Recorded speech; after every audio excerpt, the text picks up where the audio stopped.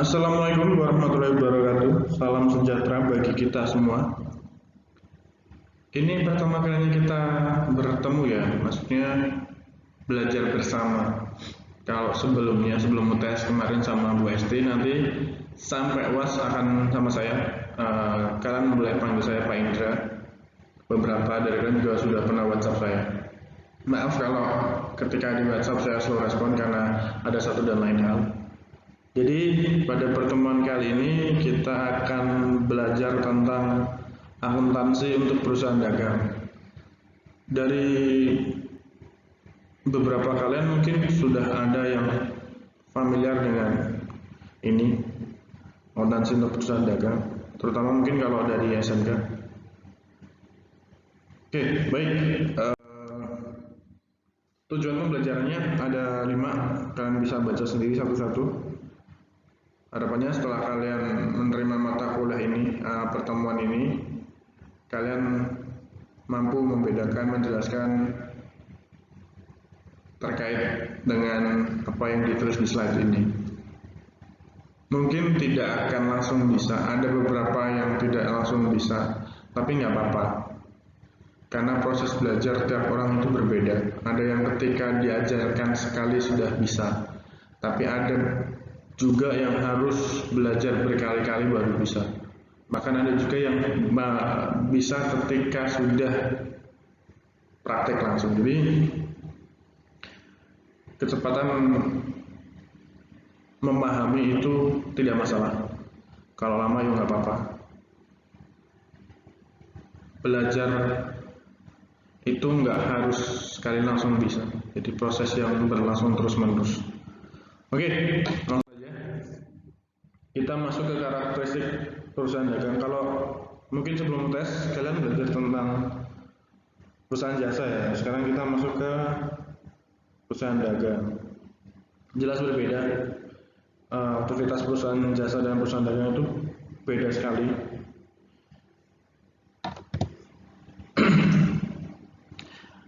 Terutama pada siklus operasinya. Serta nanti ada laporan keuangannya juga akan sedikit berbeda karena ada beberapa item yang tidak ada di perusahaan jasa, ada di perusahaan dagang tapi tidak ada di perusahaan jasa. Nah, apa itu siklus operasi? Siklus operasi itu adalah proses di mana suatu perusahaan mengeluarkan kas, menghasilkan pendapatan dan menerima kas pada saat pendapatan diperoleh sekarang ataupun nanti sebagai piutang usaha. Nah, siklus operasi perusahaan ini beda jasa dan dagang, jelas. Kalau jasa kan tidak perlu memiliki persediaan, tapi kalau perusahaan dagang harus memiliki persediaan. Atau kalau di slide ini membeli barang dagangan untuk dijual kepada pelanggan. Atau bahasa simpelnya adalah persediaan. Kalau perusahaan dagang itu harus memiliki persediaan karena dia menjual sesuatu barang, maka dia perlu untuk beli barang dagangannya dulu sebagai persediaan baru dijual kembali. Itu bedanya antara perusahaan jasa dan perusahaan dagang. Dan waktu dalam hari untuk menyelesaikan siklus operasi antara perusahaan dagang sangat berbeda. Nggak bisa sama, jadi nggak semua perusahaan dagang itu menyelesaikan siklus operasinya sama, beda-beda. Misalnya perusahaan makanan ya, dia siklus operasinya kan sedikit lebih cepat daripada perusahaan retail baju misalnya, sedikit berbeda. Baju kan dia lebih tahan lama daripada makanan. Nah, ini kurang lebih gambarnya seperti ini. Kalian bisa lihat dari sisi yang paling kanan ada aktivitas pembelian atau purchases of merchandise. Perusahaan dagang membeli merchandise atau persediaan inventory barang dagangan, kemudian barang dagangannya dijual. Setelah dijual menerima piutang usaha, atau bisa juga kalau penjualannya secara cash ya dia akan langsung dapat cash, dan itu akan terus berulang. Itu bedanya dengan perusahaan jasa. Perusahaan jasa kan tidak perlu membeli persediaan. Ini siklus operasinya kurang lebih seperti ini. Kemudian, nah ini adalah perbedaan antara perusahaan dagang dan perusahaan jasa yang tercermin dalam laporan keuangannya. Jadi, menurut kalian yang mana? Kiri atau kanan yang perusahaan dagang? Ya, jadi perusahaan dagang itu ada di sebelah kanan. Nah, di situ bedanya adalah ada harga pokok penjualan. Karena tadi ada pembelian persediaan atau pembelian barang dagangan, maka ada harga pokok penjualan. Maka penjualan dikurangi harga pokok penjualan didapat laba bruto, kemudian laba bruto dikurangi harga operasi, maka baru didapatkan laba neto. Sedangkan pada perusahaan jasa tidak terdapat harga pokok penjualan. Paham ya sampai sini bedanya antara perusahaan dagang dan perusahaan jasa? Ini contoh saja, selama periode tahun berjalan, barang yang terjual secara tunai sebesar 250 juta dan 975 jutanya dibayar secara kredit. Dengan harga pokok penjualan 735 juta, berapakah jumlah laba brutonya? Udah tinggal ditambahkan aja. Penjualan tunai ditambah penjualan kredit dikurangi HPP, maka laba brutonya adalah 490 juta. Gampang ya. Jadi kalau untuk mendapatkan laba bruto ya tinggal ditambahkan saja penjualannya, kredit dan cashnya, kemudian dikurangi beban pokok penjualan atau harga pokok penjualan. Terkait dengan transaksi pembelian, kan tadi saya bilang bahwa perusahaan dagang itu perlu untuk membeli barang dagangan atau persediaan. Ada dua sistem untuk akuntansi transaksi dagang terkait dengan persediaan. Yang pertama adalah perpetual dan yang kedua adalah periodik.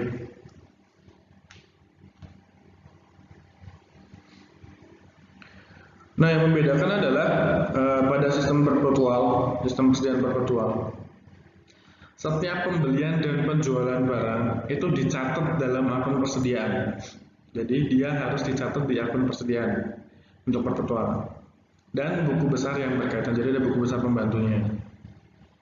Karena dia harus dicatat setiap transaksi. Dalam hal ini, jumlah barang yang tersedia untuk dijual dan jumlah yang terjual dilaporkan dalam catatan persediaan secara terus-menerus. Nah, ini membedakan. Kalau dalam perpetual, itu dia harus dicatat di persediaan ketika melakukan pembelian maupun penjualan. Persediaannya dicatat, keluar berapa, masuk berapa, dan dilakukan terus-menerus. Itu perpetual. Sedangkan sistem periodik itu catatan persediaan tidak menunjukkan jumlah yang tersedia untuk dijual atau yang terjual selama periode tertentu. Tapi sebagai gantinya, perusahaan membuat sebuah daftar persediaan yang tersedia yang disebut persediaan fisik disiapkan pada akhir periode akumulasi. Jadi perpetual itu dicatat terus-menerus setiap ada transaksi, sedangkan periodik seperti namanya dia akan dicatat secara periodik saja. Jadi dia tidak akan dicatat tiap hari atau tiap transaksi yang ada. Dan biasanya setiap akhir periode dilakukan stok opnam atau penghitungan persediaan fisik. Nah, persediaan fisik ini digunakan untuk menentukan nilai persediaan yang tersedia pada akhir periode. Jadi, misalnya mencatat di awal catat pembeliannya, terus di akhir nanti kita total penjualannya berapa. Maka ketika pembelian di persediaan akhir ditambah pembelian dikurangi penjualan, maka itu akan ditemukan persediaan fisik, persediaan akhir atau persediaan yang tersedia pada akhir periode dan nilai persediaan yang terjual selama periode tersebut. Jadi tidak dicatat terus-menerus setiap transaksi, tapi secara periodik. Nah, ini adalah contoh penjurnalan ketika perusahaan melakukan pembelian barang secara tunai. Jadi dengan menggunakan sistem persediaan perpetual, maka jurnalnya ketika melakukan pembelian persediaan atau pembelian barang dagang secara tunai adalah debitnya persediaan dan kreditnya adalah kas.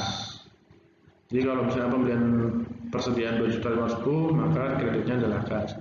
Tapi jika menggunakan secara kredit, jadi pembeliannya secara kredit menggunakan metode perpetual dan pembeliannya secara kredit, maka jurnalnya adalah persediaan pada utang usaha atau utang dagang. Paham ya bedanya antara pembelian secara cash dan kredit? Jurnalnya seperti ini. Kemudian istilah pembelian kredit biasanya terlihat dari faktur atau invoice. Jadi kalau kalian membeli sesuatu pasti kan dapat nota faktur, invoice, atau tagihan, bill. Nah, nanti yang dikirimkan oleh penjual kepada pembeli. Nah, kalian bisa lihat di sini. di Alpha Technologies ini, dia dijual kepada Net Solution. Penjualnya adalah Alpha Technologies, pembelinya Net Solution. Order date-nya atau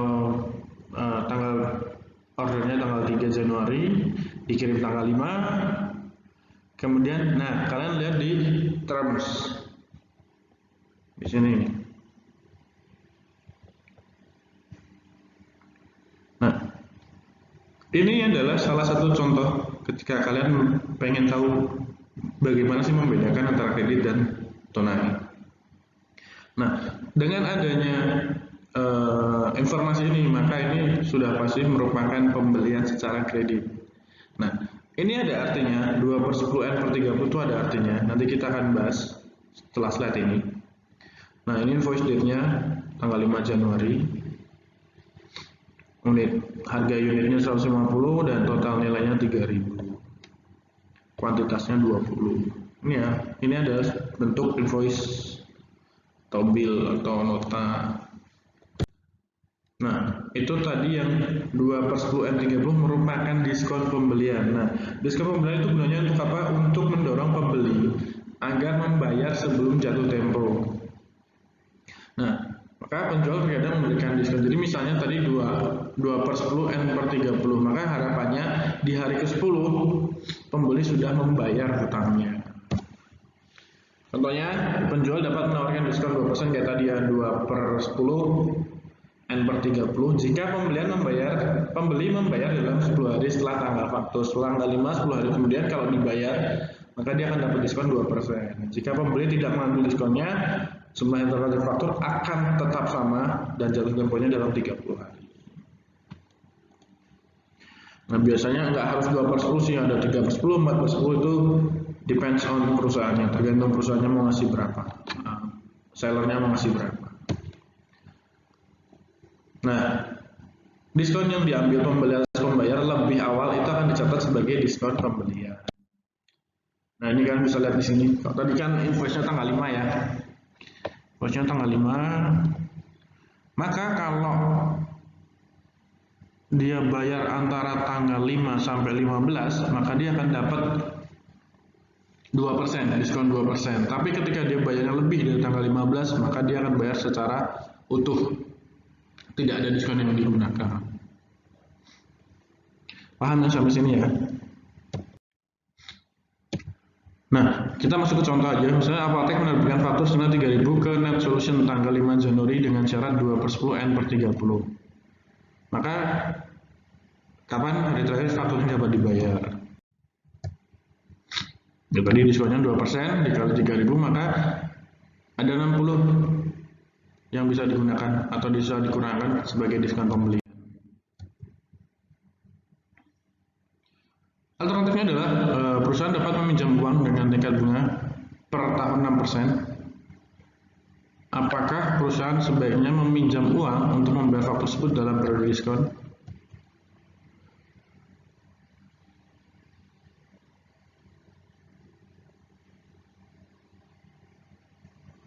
Ini maksudnya itu kalau kalian pilihannya nunggu bayar sendiri atau melakukan peminjaman di bank. Nah, pencatatannya adalah Net Solution akan mencatat faktur Alphatech dan pembayarannya sebagai berikut. Jadi ketika pembelian jelas, yang pertama adalah debitnya persediaan, kreditnya adalah utang usaha. Kemudian tanggal 15 ketika dibayar utang usaha, kreditnya kas. Jadi debitnya utang usaha, kreditnya kas. Karena terbayar utangnya. Paham ya? Kemudian kita tadi masuk ke diskon pembelian, selanjutnya adalah retur pembelian. Terkadang pembeli itu mengajukan retur pembelian karena bisa aja barangnya rusak, barangnya cacat, tidak sesuai dengan spek yang dijanjikan. Nah, itu biasa terjadi di dunia usaha. Jadi selain ada diskon pembelian, ada juga retur pembelian. Nah, biasanya pembeli itu mengirimkan memo debit untuk memberitahukan kepada penjual jumlah yang diajukan untuk mendebit utang usahanya. Jadi maksudnya pembeli mengirimkan memo debit untuk mengurangi nilai utangnya.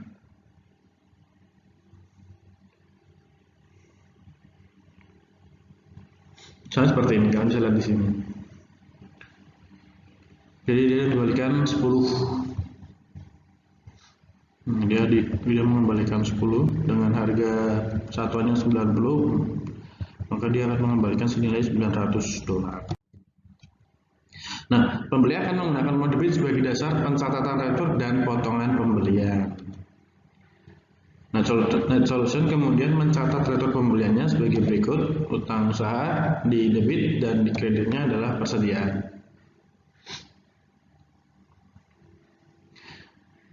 Maka karena dia akan mengurangi persediaannya dan utang usaha juga akan berkurang. Nah, sebelum faktur terbayar, pembeli boleh meretur barang atau mendapat potongan pembelian. Tapi pada kenyataannya di lapangan bisa saja sudah terbayar karena pembelian cash dan ternyata barang yang dikirim ada yang rusak, itu bisa saja terjadi. Solusinya ada beberapa macam, dan salah satunya adalah ketika melakukan repurchasing atau pembelian ulang di masa mendatang, itu bisa dipotongkan menjadi potongan pembelian. Biasanya seperti itu. Berikut ini transaksi Net Solution pembelian persediaan pada tanggal 2 Mei. Ini contoh ya, ilustrasi. Tanggal 2 Mei membeli barang senilai 5 juta dari Fajar Datalink dengan syarat 2/10 N/30. Tanggal 4 mengembalikan barang senilai 1 juta. Dan tanggal 12 membayar faktur tanggal 2 Mei dengan diskon dan potongan pembelian. Maka jurnalnya adalah yang pertama membeli barang senilai 5 juta.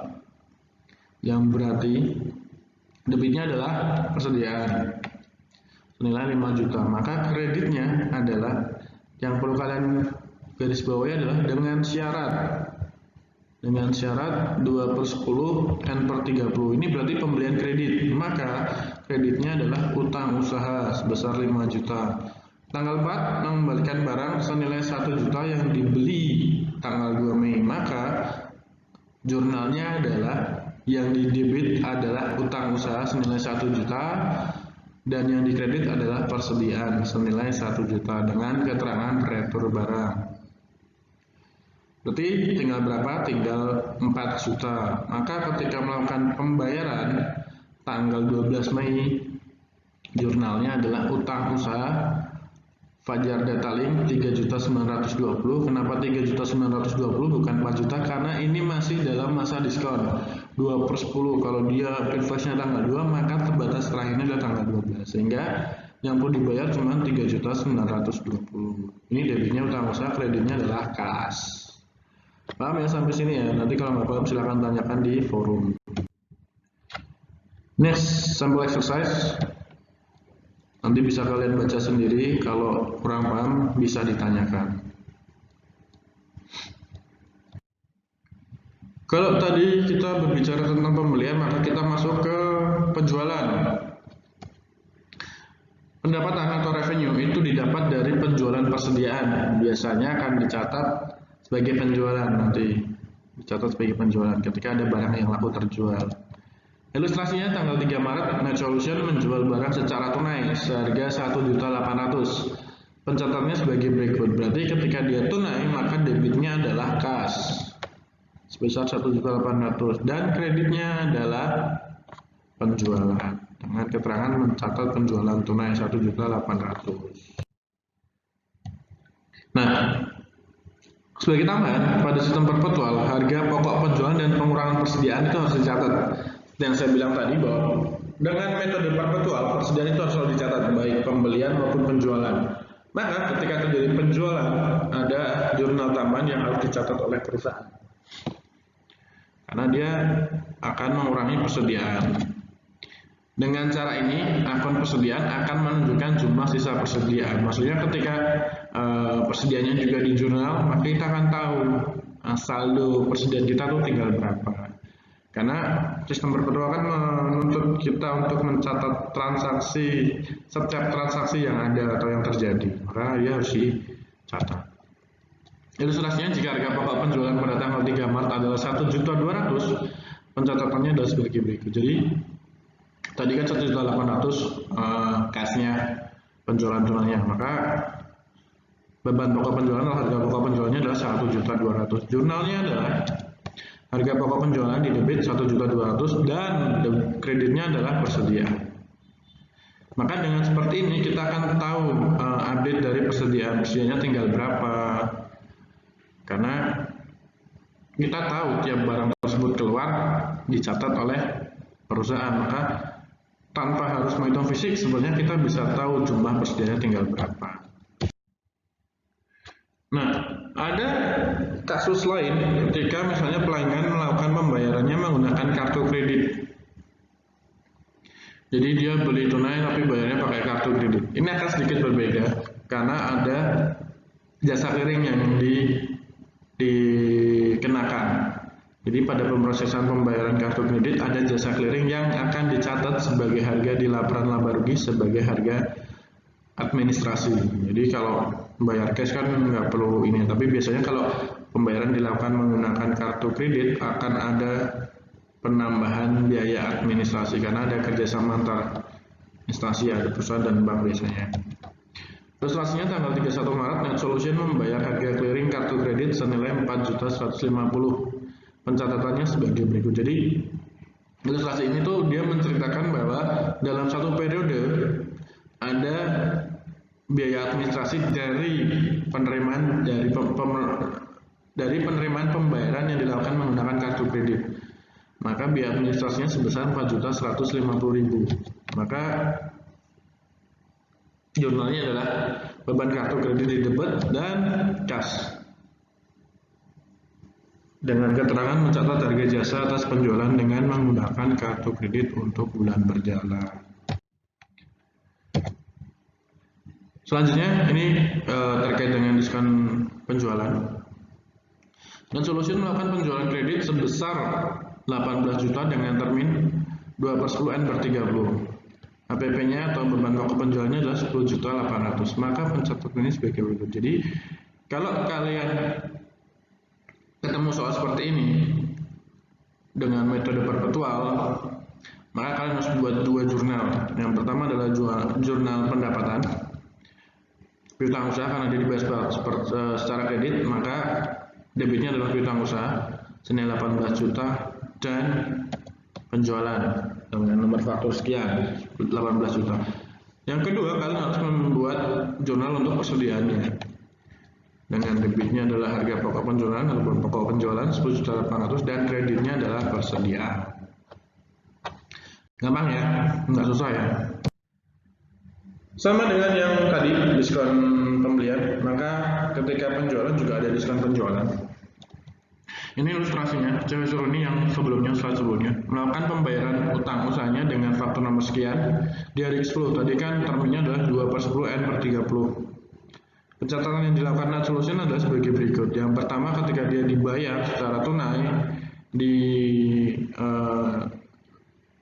jangka waktu diskon di sebelum hari ke-10, maka yang dicatat di debit adalah kas sebesar 17.640 karena 2%-nya sudah dipotong. Dan kedua, setelah kas harus di debit adalah diskon penjualan.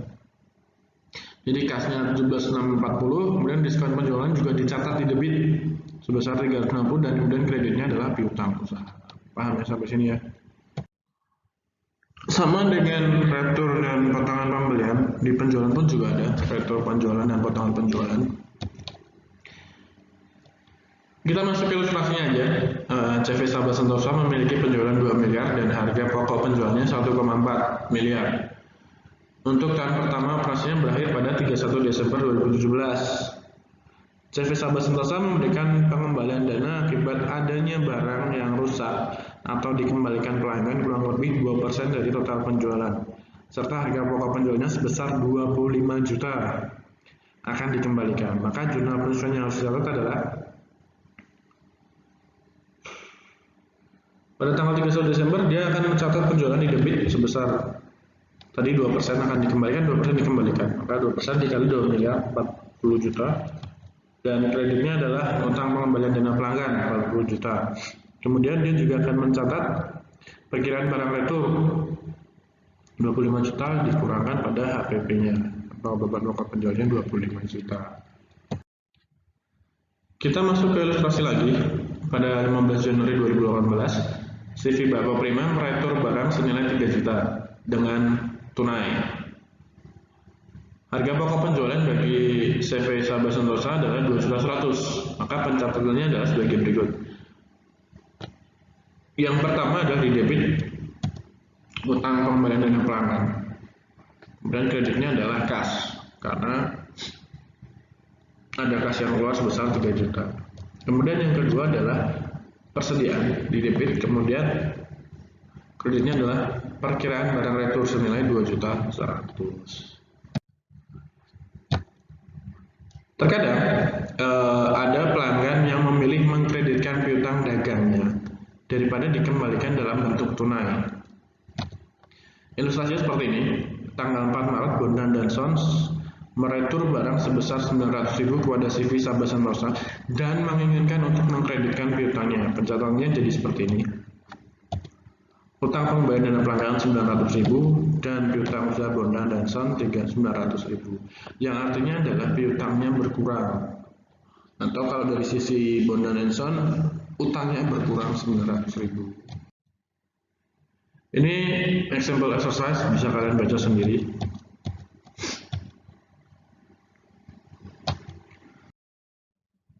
Kemudian kita masuk ke ongkos kirim. Ada dua. Yang pertama adalah FOB shipping point atau free on board shipping point. Di sini pembeli itu membayar ongkos angkut dan mendebit persediaan barang dagang. Dan hak kepemilikan barangnya itu beralih ke pembeli pada titik pengiriman. Jadi ketika sudah dikirim maka dia menjadi milik pembeli.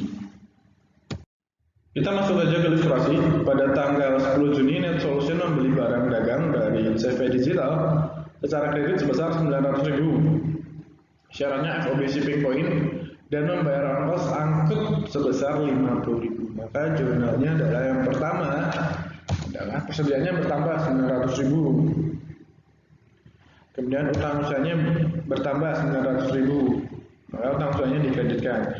Kemudian yang kedua adalah persediaannya bertambah 50.000. Jadi ongkos kirim itu dicatat sebagai persediaan, menambah persediaan. Kreditnya adalah kas. Kalau dia biasanya ongkos kirim kan nggak mungkin dibayar secara kredit, dibayar secara tunai, maka kas kreditnya. Dari PSAK nomor 14, persediaan titik pengiriman ongkos kirim meliputi nilai persediaan pada saat pengakuan awal, juga mencakup pajak impor. Jadi yang termasuk persediaan itu juga pajak impor, nanti dimasukkan ke akun persediaan.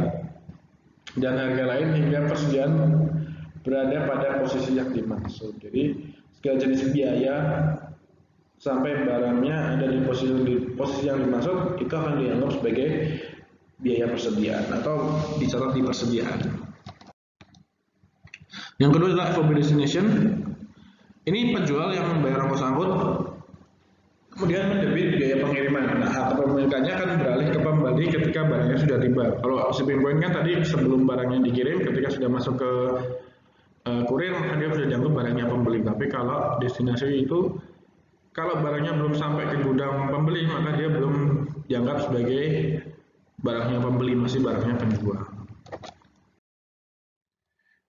Kita masuk ke ilustrasi. Pada tanggal 15 Juni, Net Solution menjual barang dagangan ke CV Kalila secara kredit senilai 700.000 dengan syarat FOB destination. Harga pokok penjualannya 480 dan ongkos kirimnya 40.000. Maka jurnalnya adalah piutang usaha. Kalau dibayar secara kredit dari CV Kalila 700.000, kemudian penjualannya 700.000 menggunakan FOB destination. Maka harga pokok penjualnya 480.000 dan persediaannya berkurang 480.000. Dan yang terakhir dicatat adalah ongkos kirimnya 40.000 dan kreditnya adalah kas. Kemudian ada juga kasus di mana ketika menggunakan shipping point kan harusnya yang bayar pembeli ya ongkos kirimnya. Ini bisa juga ditalangi dulu oleh penjual. Ilustrasinya pada tanggal 20 Juni, Net Solution menjual barang dagang ke Pandu Wijaya secara kredit sebesar 800.000. Syaratnya FOB shipping point dan menambahkan dalam faktur 50.000. Maka beban pokok penjualnya adalah sekitar 360.000. Jurnalnya adalah piutang usaha karena dia dibayar secara kredit, kemudian penjualan pada kreditnya, kemudian harga pokok penjualannya 360.000, persediaannya 360.000, dan juga ongkos kirim. Piutang usaha pandu ini sebagai ongkos kirim dengan kas biaya pengiriman. Jadi ongkos kirimnya dimasukkan ke piutang usaha. Kalau tadi kan dibayarkan langsung, nah kalau ini dimasukkan ke piutang usaha Pandu Wijaya. Oke, kita masuk ke perbandingan saja. Kita bandingkan antara penjual dan pembeli pada akuntansi untuk transaksi barang dagang. Ilustrasinya 1 Juli CV Sentosa menjual barang dagang secara kredit ke CV Pratama senilai 7.500. Syaratnya FOB shipping point N45. N45 itu berarti tidak ada diskon, tapi lama kreditnya dalam 45 hari. Beban pokok penjualan yang dijual adalah sebesar 4.500. Maka sebagai penjual, jurnalnya adalah piutang pada debit dan kreditnya adalah penjualan. Kemudian CV Sentosa mencatat beban pokok penjualannya senilai 4.500 dan persediaannya berkurang atau dikredit sebesar 4.500. Kemudian CV Pratama itu mencatat jurnalnya sebagai persediaannya bertambah 7.500 dan utang usahanya bertambah sebesar 7.500. Ini bedanya antara penjual dan pembeli. Jurnalnya dicatat penjual seperti apa, pembeli seperti apa. Pada tanggal 2 Juli, CV Pratama membayar ongkos kirim sebesar 150 atas pembelian tanggal 1 Juli dari CV Sentosa. Maka jurnalnya adalah sebagai penjual tidak perlu melakukan penjurnalan. Karena tadi kan menggunakan shipping point. Shipping point itu yang bayar ongkos kirimnya adalah pembeli. Maka yang melakukan penjurnalan adalah pembeli. Persediaannya 150 dan juga kasnya berkurang 150. Tanggal 5 Juli, CV Sentosa menjual barang dagang secara kredit ke CV Pratama senilai 5.000. Syaratnya FOB destination. Berarti kalau FOB destination yang perlu kalian pahami, yang melakukan pembayaran adalah penjual. N30 berarti kredit selama 30 hari. Harga pokok barang dijual adalah 3.500. Maka jurnalnya CV Sentosa adalah piutang usaha 5.000 dan penjualan 5.000. Kemudian harga pokok penjualan 3.500. Maka kreditnya adalah kalau harga pokok penjualan atau beban pokok penjualan, kreditnya adalah persediaan 3.500. Kemudian CV Pratama sebagai pembeli, jurnalnya adalah persediaan 5.000 dan juga utang usaha 5.000. Kemudian ilustrasi yang kedua adalah pada tanggal 7 Juli, CV Sentosa membayar biaya transportasi sebesar 250 untuk pengiriman barang yang dijual ke CV Pratama. Berarti yang menjurnal adalah penjual, bukan pembeli, karena menggunakan FOB destination atau forward destination. Maka ongkos kirimnya dicatat 250 di debit dan kreditnya adalah kas. CV Pratama tidak dijurnal. Paham ya sampai sini ya? Kemudian pada tanggal 15 Juli, CV Sentosa menerima pembayaran dari CV Pratama untuk pembelian tanggal 5 Juli. Karena tadi tidak ada termin diskonnya, maka tidak perlu dicatat diskon. Nah, tinggal dicatat saja. Ada kas masuk sebesar 5.000, dia mengurangi piutang usaha. CV Pratama, pencatatannya adalah utang usaha pada debit dan kreditnya adalah kas, karena dia dibayar tunai. Oke, paham ya sampai sini ya?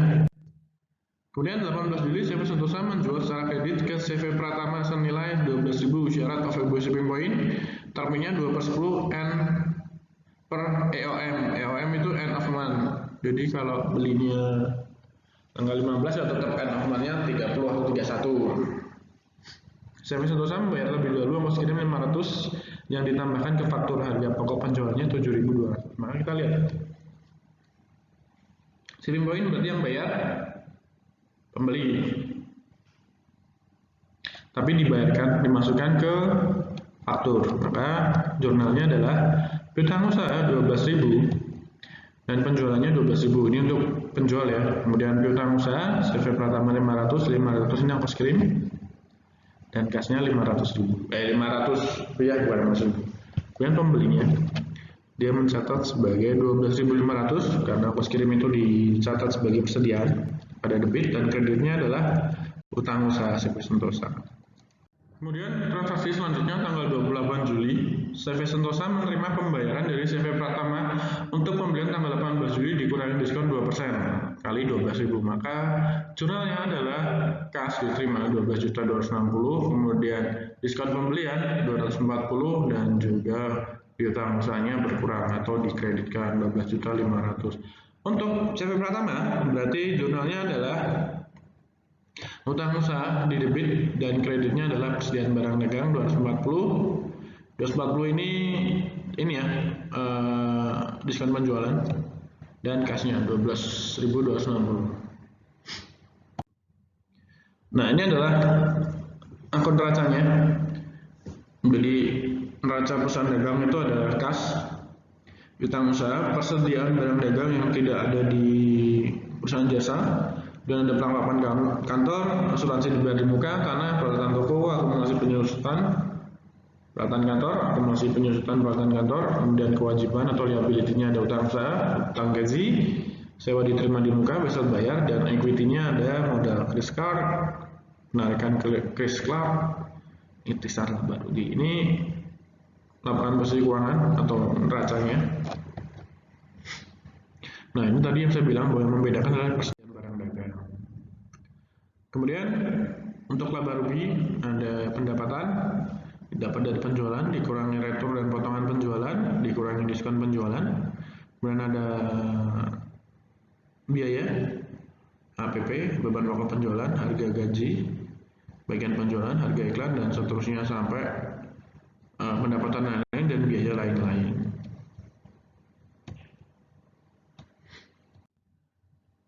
Oke, kemudian kita masuk ke unsur pajak. Jadi tadi kan kita belum singgung sama sekali. Biasanya ketika perusahaan melakukan penjualan, dia akan tetap dikenai pajak penjualan. Kita masuk ke ilustrasinya. Pada tanggal 12 Agustus, penjual menjual barang dagang secara kredit ke Lemon Company senilai 100.000 dengan pajak penjualan sebesar 10%. Kemudian pada tanggal 15 September penjual menyetorkan 2.900.000 ke otoritas pajak untuk pajak penjualan yang dipungut selama bulan Agustus. Maka jurnalnya yang pertama adalah piutang usaha area utama 110.000. Kemudian penjualannya 100.000 dan utang PPN-nya adalah 10.000. Ya, ada utang PPN di situ 10.000. 10.000 itu karena rate-nya adalah 10%. Kemudian tanggal ini harusnya 15 September ya. Maka jurnalnya adalah utang PPN atau utang pajak penjualan 2.900.000 dibayar, kreditnya adalah kas karena harus dibayar tunai. Nah, paham ya? Jadi terkait jurnal untuk pajak penjualan. Kemudian kita masuk ke laporan keuangan perusahaan dagang. Laporan laba rugi pada perusahaan dagang biasanya disajikan dalam dua format. Jadi ada dua format biasanya. Yang pertama adalah laporan laba rugi tidak langsung dan yang kedua adalah laporan laba rugi langsung. Bedanya adalah kalau tidak langsung itu berisi beberapa bagian, subbagian dan subjumlah.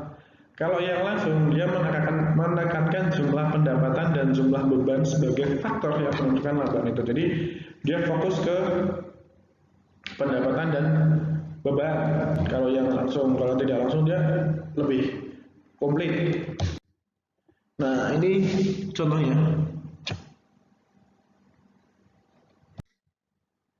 Nah, ini yang langsung. Kalau tadi yang tidak langsung kan lebih banyak nih. Nah, kalau langsung itu cuman pendapatan aja. Jadi lebih ringkas. Ini contoh ekuitas, kepemilikan ekuitas, dan ini contoh laporan posisi keuangan atau neraca kalau dulu ya. Jadi ada cashnya, ada piutang usaha, ada persediaan, ada peralatan kantor, ada asuransi dibayar di muka, kemudian ada tanah, ada